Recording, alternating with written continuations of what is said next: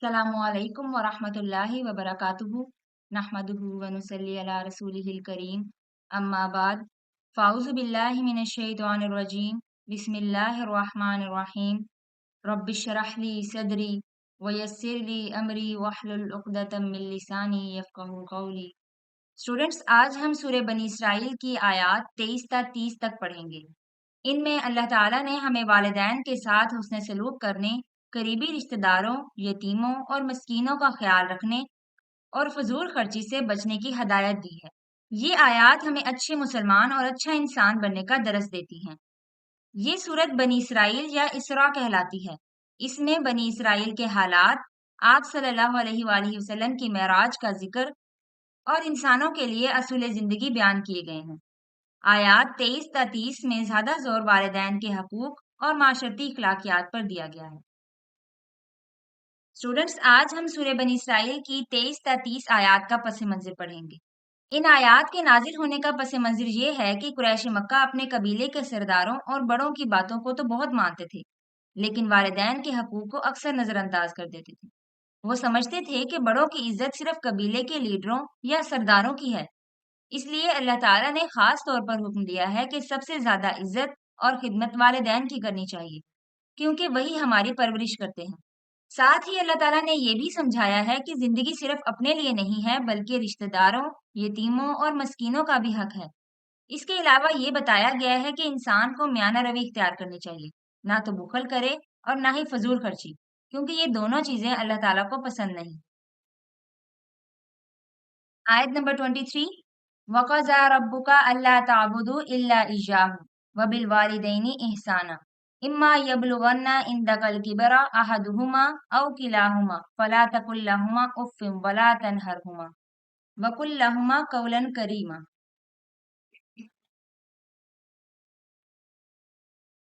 वक़ज़ा वा और कज़ा फैसला कर दिया है, रब्बुका तेरे रब ने, अल्लाह ये कि ना, ताबुदू तुम इबादत करो, इल्ला मगर, इय्याहु सिर्फ उसकी, व बिल वालिदैनी और वालिदैन के साथ इहसाना हुस्न सलूक करो। इम्मा अगर यबलुगन्ना वो पहुंच जाएं, इंदका तेरे पास, किबरा बुढ़ापे को, अहदुहुमा उन दोनों में से एक, औ या किलाहुमा दोनों, फला तो ना, तकुल तुम कहना, लहुमा उन दोनों के लिए, उफिन उफ, वा और ला नहीं, तन हर तुम झिड़कना, हुमा उन दोनों को, वा और कुल कहना, लहुमा उन दोनों को, कौलन बात, करीमा इज्जत और एहतराम की। वक़ज़ा रब्बुका अल्ला ताबुदू इल्ला इय्याहु व बिल वालिदैनि इहसाना, और तेरे रब ने फैसला कर दिया है कि तुम उसके सिवा किसी की इबादत ना करो और वालिदैन के साथ हुस्न सलूक करो। इम्मा यबलुगन्ना इंदकल किबरा अहदुहुमा औ किलाहुमा, अगर इनमें से एक या दोनों तेरे पास बुढ़ापे को पहुंच जाएं, फला तकुल लहुमा उफ़्फ़िम वला तनहरहुमा, तो ना इन्हें उफ कहना और ना इन्हें झिड़कना, वकुल लहुमा कौलन करीमा, बल्कि इनसे अदब और इज्जत से बात करना। इस आयत में अल्लाह ताला ने अपनी इबादत के बाद वालिदैन के साथ हुस्न सलूक का हुक्म दिया है। इससे जाहिर होता है कि इनकी खिदमत और एहतराम बहुत अहम है। अहादीस में भी वालिदैन के हकूक पर जोर दिया गया है। खास तौर पर बुढ़ापे में इन्हें उफ तक कहने या डांटने से रोका गया है। बुढ़ापे में वालिदैन कमजोर होते हैं, जबकि औलाद ताकतवर, इसलिए एहतराम करना मुश्किल लग सकता है, मगर कामयाब वही है जो हर हाल में वालिदैन की खिदमत और इताअत करे। आयत नंबर 24, वक़्फ़िज़ लहुमा जनाह ज़ुल्ली मिनर रहमति वक़ुर रब्बिरहमहुमा कमा रब्बयानी सगीरा। वक़्फ़िज़ और झुका दे, लहुमा उन दोनों के लिए, जनाहा बाजू, ज़ुल्ली आजिज़ी के, मिनर रहमति रहमत से, वकुल और कहो, रब्बी ए मेरे रब, इरहमहुमा इरहम रहम फरमा, हुमा उन दोनों पर, कमा जिस तरह, रब्बयानी उन्होंने मुझे पाला, सगीरन बचपन में। वक़्फ़िज़ लहुमा जनाह ज़ुल्ली मिनर रहमति वकुर रब्बिरहमहुमा कमा रब्बयानी सगीरा। उनके सामने मोहब्बत और आजिज़ी के साथ रहो और दुआ करो, ऐ मेरे रब, इन पर रहम फरमा, जैसे उन्होंने मुझे बचपन में पाला। परिंदा जब अपने बच्चों को अपने साया शफ़क़त में लेता है तो इनके लिए अपने बाजू पस्त कर देता है। یعنی تو بھی والدین کے لیے اسی طرح اچھا اور پرشفقت معاملہ کرنا اور ان کی اسی طرح کفالت کرنا جس طرح انہوں نے بچپن میں تیری کی۔ آیت نمبر 25، ربکم عالم بما فی نفوسکم ان تکونوا صالحین فانہ کان للأوابین غفورا۔ ربکم تمہارا رب عالم زیادہ جاننے والا ہے، بما جو کچھ فی میں نفوسی دلوں میں ہے، کم تمہارے، بما فی نفوسکم جو کچھ تمہارے دلوں میں ہے، ان اگر تکونو تم ہوگے صالحین نیک، فَإِنَّهُ تو پس بے شک وہ کانا ہے لِأَوَّابِينَ رجوع کرنے والوں کو غفوراً بخشنے والا۔ ربکم عالم بما فی نفوسکم تمہارا رب خوب جانتا ہے تمہارے دلوں کا حال، ان تکونوا صالحین فَإِنَّهُ کانا لِأَوَّابِينَ غفورا، اگر تم نیک ہو تو یقیناً وہ رجوع کرنے والوں کو بخشنے والا ہے۔ آیت نمبر 26، وَآتِ ذَا الْقُرْبَى حَقَّهُ وَالْمِسْكِينَ وَابْنَ السَّبِيلِ وَلَا تُبَذِّرْ تَبْذِيرًا۔ وآتی اور دو، ذل قربا رشتہ داروں کو، حقہ ان کا حق، والمسکینہ اور مسکینوں کو، وابن السبیل اور مسافروں کو، وا اور لا نہیں، تبذر تم بے جا خرچ کرو، تبذیرا فضول خرچی۔ وآتی ذل قربا حقہ والمسکینہ وابن السبیل ولا تبذر تبذیرا، اور رشتہ داروں کو ان کا حق دو اور مسکینوں اور مسافروں کو بھی، اور فضول خرچی نہ کرو۔ قرآن سے معلوم ہوتا ہے کہ غریب رشتہ داروں، مسکینوں اور مسافروں کی مدد کرنا احسان نہیں ہے، بلکہ ان کا حق ہے جو اللہ نے مالداروں کے مال میں رکھا ہے۔ اگر کوئی یہ حق ادا نہ کرے تو وہ گناہ گار ہے۔ رشتہ داروں کے پہلے ذکر سے ان کی اہمیت واضح ہوتی ہے۔ رشتہ داروں کے ساتھ بھلائی کو صلہ رحمی کہتے ہیں، جس پر اسلام نے بہت زور دیا ہے۔ آیت نمبر 27، ان المبذرین کانوا اخوان الشیاطین وکان الشیطان لربہ کفورا۔ انا بے شک المبذرین فضول خرچ لوگ، کانو ہوتے ہیں، اخوانا بھائی، الشیاطین شیطانوں کے، وکانا اور ہے، شیطان شیطان، لربہ اپنے رب کا، کفورا بڑا ناشکرا۔ ان المبذرین کانوا اخوان الشیاطین بے شک فضول خرچ لوگ شیطان کے بھائی ہیں، وکان الشیطان لربہ کفورا اور شیطان اپنے رب کا بڑا ہی ناشکرا ہے۔ تبذیر کا مطلب فضول خرچی ہے، جیسے بیج بے دھیانی سے ہر طرف بکھیر دیا جاتا ہے، ویسے ہی مال ضائع کرنا تبذیر ہے۔ ناجائز کاموں میں تھوڑا سا خرچ بھی تبذیر ہے، یہ بہت برا عمل ہے اور کرنے والا شیطان سے مشابہ ہو جاتا ہے۔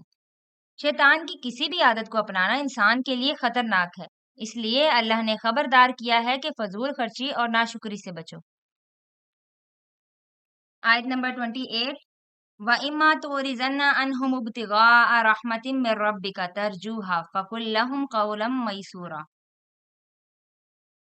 وَإِمَّا اور اگر تُعْرِضُنَّ تم منہ پھیر لو، عنہم ان سے، وَإِمَّا تُعْرِضَنَّ عنہم اور اگر تم ان سے منہ پھیر لو، ابتغاء انتظار میں، رحمتن رحمت کے، من ربکا اپنے رب کی، ترجوہا جس کی تم امید رکھتے ہو، فقل تو کہو، لہم ان کے لیے، قولن بات، میسورہ آسان۔